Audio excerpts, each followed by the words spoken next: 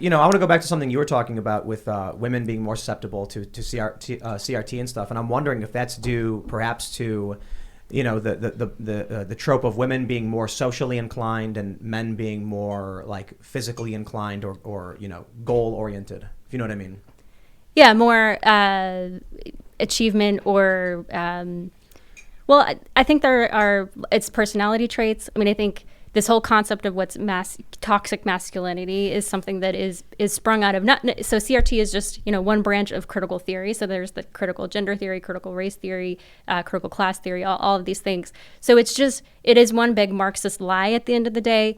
But I think women are more susceptible because, well, in general, women are more liberal. I mean, I said the thing about the 80s, but generally speaking, voting patterns nationally is that women, it's the road to hell is paved with good intentions. And so it always sounds nice that Marxism is this fairy tale that sounds nice. Like, why not give everybody free stuff? What I'm asking is, I feel like it's inverted. I feel like women are more social than men, so they're more likely to vote Democrat because of critical race theory.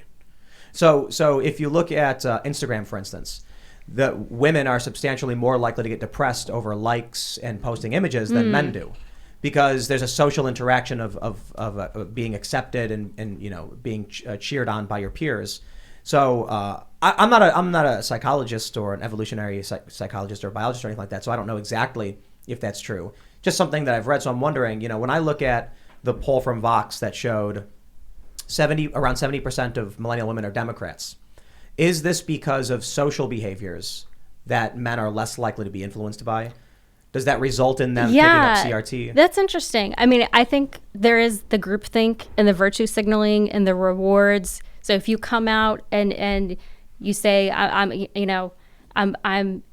12-year-old girl and I'm going to start getting testosterone blockers, you will get a lot of Instagram likes. Yeah. You're going to be cheered, and it's. And what if you are a 13-year-old girl and say, I was wrong about that and want to stop? You will be shunned. Yeah. Is there any evidence that show if women are more likely to fall into cults than men? Have you guys ever looked into that kind of thing? That is a good question. Well, what's interesting is that there were, within Mormonism, which we were talking about because my ancestors helped found it, polygamy. It's a thing. There were a lot more females than males in polygamy. So, or in Mormonism. Than males in Mormonism, just in general. Well, yeah, I think for sure, in practicing Mormonism. I think that's the agreeableness. Jordan Peterson's Big Five personality traits. I think this agreeableness would be the one that would make it people kind of just go along to get along. Yeah. Kind of thing. Well. And refuse to dissent. Dissent comes with a social cost. Right. So so the way the left and Marxism has taken over the cultural outputs of media, Hollywood, and academia, the rewards for dissension are minimizing every year. So that might be part of it for sure. Tim, I think you're onto something. I've found multiple articles. Women are more likely to be in cults than men. Makes sense. So this one is just from Steam, so I'm not sure. It says it's from The Independent. I just pulled it up on Google, and it says women are more likely to attend traditional religious services and more vulnerable to joining cults. There's a bunch of other articles talking about the same thing. There was one about Nixium, which from the National Post that said women are more susceptible to joining cults. And there's another one from 2014 about Brazil, and they said majority of the people around the world in cults are women. Mm-hmm. Tribal life was probably just like a cult. You got your tribal chief, who's the cult leader, and then everybody else. And then in some like tribes, cultures, where the word comes from, they would like all share the child rearing together. Like all the men would have sex with all the women, and they would just. No one knew who the dad was. They would just all, as a tribe, raise the children. Very cult-like. It tends to be very ineffective, very too. Very modern-day cult-like, you would consider. That would be a very weird polygamous cult. What were you going to say, Seamus? Well, I think another way of analyzing this and the political differences that we tend to see between men and women is it seems to be the case, and there are some smaller studies which have suggested this, but men are much more comfortable with hierarchy than women are. Women tend to be more comfortable in an egalitarian structure. That's what the New York Times article was saying as well. Interesting. Yeah. Okay. Yeah. And it makes sense. And so, there's a time and place for both because which is a very Marxist an idea, the egalitarian promise of Marxism, which is actually a lie because they have their elite party leaders who are, by far the top of the hierarchy. No, exactly. And so I believe that there's obviously value in this, and I'm a firm believer in complementarianism, and that men and women are different, and our strengths sort of complement one another's weaknesses, and vice versa. There are good reasons in some circumstances to be skeptical of an authority structure. And so it's good that that is baked into women generally in a way that's not baked into men, but also it is often the case where the authority structure is fine and you have to submit to it even if it hurts your ego. And in those cases, a more male way, so to speak, of thinking about the issue tends to be the better one. And it's really interesting that we can actually see how that affects people's voting patterns. Well, it's interesting you said that about the hierarchy with business, because I remember that's something that Jordan Peterson has said over and over, because, women in business are always like, men always run business and it's all sexism. Why, there's the pay gap, which we know is mythological and it isn't real, but they repeat these lies because it makes them feel good, because there are fewer female CEOs, and they're always saying, well, we need to have a female way of doing business. But as Jordan Peterson says, okay, if there was an actual female way to do business versus male way, the market would reward this. Like if there was a non-hierarchical way to do business successfully, the market would reward it, but it doesn't, because it's not true. Yeah. Who was James Damore? He was Google. Google Google. Yeah, and he actually wrote, "We should change the way we do business here to accommodate women." They called him sexist for it. The weirdest thing to me is that here's a guy who's saying, "I recognize that women, are in a patriarchy, and we should be more accommodating to them." And they were like, burn the witch. Or the warlock in this instance. Warlock, the wizard. No, but I mean, he was saying like women work better in different environments than men, so why don't we do this, that, or otherwise? And they were like, it was a white supremacist, alt-right racist. And it's just like, so when they agree with you, they're racist. When they disagree with you, they're racist. Sure. It's like a moth being drawn to the fire. They're like, come moths, come to the flame. And then when they get too close, they're like, ha, ha, ha, you did exactly what we wanted you to do. Yeah, it was a trick. You spouted our rhetoric. rhetoric. And then also, if there was a real pay gap, there would be no men ever hired. Like if you could get the same quality, same caliber, same credentialing of a female worker for whatever, 25% less, hell, y'all would be unemployed. Except that argument assumes men and women have equal capabilities. So I always thought that was interesting, because there's a video by this guy Maddox. You ever see it? The Truth About the Wage Gap or whatever. He made it a long time ago. It's actually really well done. And he's like, want to know one simple reason why there's no such thing as a pay gap? Because if there was, no company would ever hire men, unless you had to pay the same, but men were better at the job. Mm-hmm. Then they would only hire men. Exactly. Yeah. Well, it's so sad too that there are people who want to deny the reality of these differences, because the world is so beautiful in so many ways, and one of the things that makes it so beautiful is the contrast between men and women. And if we deny that which makes us weaker when we're apart, we're also foregoing that which makes us stronger when we come together, or at least acknowledging that men and women really need each other. But when you want to have this sort of strange, flat, egalitarian Marxist style thinking surrounding gender, you lose all that. There isn't any such thing as a trait which is more prevalent or common among men. You wouldn't refer to like the masculine virtues or feminine virtues or anything like that. Yeah, because like Celine Dion, she creates a genderless line of baby clothes because gender is just a construct, and which is so crazy. I went through a really codependent kind of long-term relationship, about 6 years. So I came out of it, pendulum swung the other way, and I was like, I want to be in a relationship where we're equal, where we're both powerful, alpha. We're both, equal means the same. And so I tried to go that route, and it didn't work. Men and women aren't the same. No, we're very different. Yeah. And sometimes I think women are not equipped to play a support role. It's not that the man can't play a support role, but man, women are good at it. I don't know if that's a generalization. Like the man is the tank and the woman is the healer. Yes.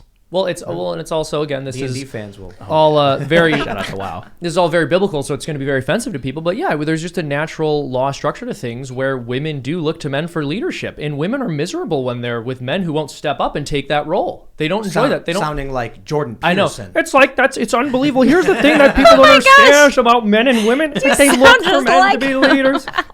Keep going. That's great. It's like, here's the thing. here's the thing. Can you identify as Jordan Peterson? Can I get do your right autograph? now. Yeah, you can get my autograph. Yeah, absolutely. Ladies and gentlemen, as long as Seamus does identify as Dr. Jordan Peterson, then I can write down that we had him on the show. It's true. Yeah. Well, the thing is, whenever you have one of those relationships where the guy's like, she's the boss, I feel so bad for both of them. For both of them. No one's happy with that arrangement. I mean, no one's happy with that arrangement. There might be a situation she's like, where that why works, won't he just step up and do the things? Hold on, Seamus. What you look at lions, right? And the male lion lazes about, does nothing. The women do all the work, get all the food. He eats whatever he wants first, goes back to sleep, and then she has all the babies. He's got it made. No. Yeah, I mean, isn't that what's going on with these guys? Not fulfilling. But that's the thing. And I've said this before. We live in a culture where women are acting like men and men are acting like children. And part of the reason women are acting like men is because the men are acting like children, and someone needs to usurp that role. Unfortunately, I'm not saying well, the government is. That's the government what's is as happened. well. The government has destroyed, for example, the black family. Absolutely. I mean, that's the fact that 75% of black babies pre-welfare were born in two-parent homes, and now it's the reverse. What's happened is that Uncle Sam has taken over the role of the father, the provider in the home. Perhaps. I mean, I've heard that quite a bit, but I wonder if it's just, how about we just address that first point in whatever form? So, for instance, Black Lives Matter wants to disrupt the nuclear family. I don't know if we need to come out and be like welfare specifically, other than to just say, hey, families are good. Families. Well, yeah, it's the culture. It's always a feedback loop, but the culture predicated the policy, and then the policy exacerbated the culture because it didn't happen overnight. Well, I want to talk about I just want to mention one more thing. There was actually an analysis, I believe, from the Brookings Institute, which is really fascinating because it said that the primary reason for the breaking up of the black family and the fatherlessness epidemic, which of course we are catching up to as well, was actually Roe v. Wade. And the fact that women could get abortions really subverted the family structure. It was all of it. I think it was also just the normalization with the 60s of the disruption of, the drugs, sex, and rock and roll. That basically the norms of, okay, let's wait till we're married before we have sex. Well, that was totally thrown out the window by the 60s. So this whole era was the infantilization of a generation. Yeah. To be told to live for your pleasures, for your short-term gains, for your whims, like a child, instead of realizing you got to roll up your sleeves and strive for yourself. That trickles down, and I look at I hear these stories. Your grandfather, he could support a family of 5 on a high school education, and I'm just like, there's a lot to break down there in terms of even immigration and stuff like that. But also, these are people who fought in World War II, and they knew the value of hard work, and they knew what it meant that if you did not struggle to survive, you did not survive. And then you get the next generation that have all the fruits of World War II. We decimated the Japanese and German industries. That among a variety of things, our industries explode. Our economy is booming. We have all of these babies, and they grew up in a world where everything's handed to them. Now, I'm very much critical of overall the boomer generation. Oh, yeah. They've extracted a ton of wealth for themselves. They're hoarding all of that wealth, and yeah, I certainly think millennials are a lost generation too.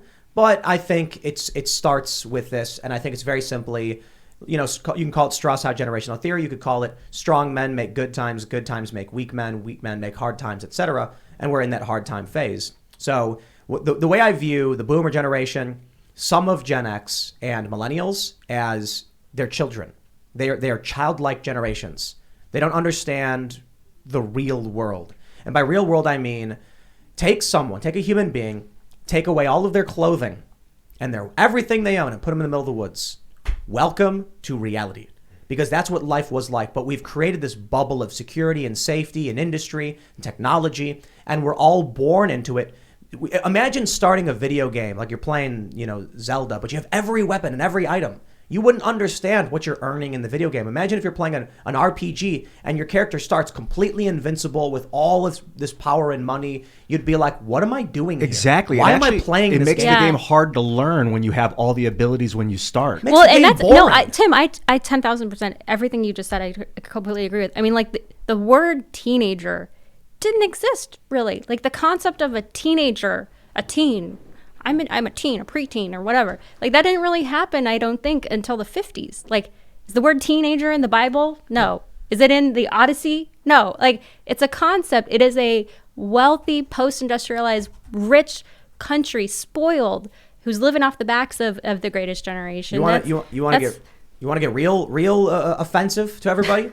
Feminism only exists in secure, wealthy nations. Absolutely. Yes. 10,000%. It's a luxury. It's a luxury item. And it's a correction mechanism. It redistributes the wealth, because once that society has feminism, it starts to collapse, and the societies that actually have their gender roles together, sexual roles together, take over. But it's also the case that with the boomers, what's so tragic about that generation is we look back on them, and when I say we, I'm talking about the common narrative, not necessarily what people here believe. But people look back on them as if they were this incredible revolutionary generation that came in and shook the foundations. Dude, their parents had lived through the Great Depression and then lived through the Second World War, many of them fighting in it, and even those who didn't fight in it had to struggle through the hard times of rationing. And then with all of the wisdom that their parents had accumulated, they turned around and were like, we need to give them our wisdom. They're like, Mom and Dad, like, no, I'm going to go to a rock and roll concert and have sex with strangers. And we look back on this as if we call it a revolution. It was the sexual revolution. And that's great if you understand the term revolution the way I do, which is in a negative connotation. But to glorify that kind of behavior, it was a generation of spoiled teenagers who ended up ruining their inheritance. No, totally. And it's not progressive at all. It is regressive. Talking about like what you were talking about, our ancestors living in huts and you know, I have Native American ancestors, so I can say this. You know, it's savage. It's living in you know, societies that are you know, promiscuous. That's it's regressive to go back to that. Marriage was an innovation for women. I'm not as negative on feminism as you are, Seamus. You know, no one is. So when I say, you know, getting offensive, I think it's a fact that if you look across the world at all of these countries, the countries that are least secure, it's very difficult for women to have rights, to have power, because war, conflict, aggression.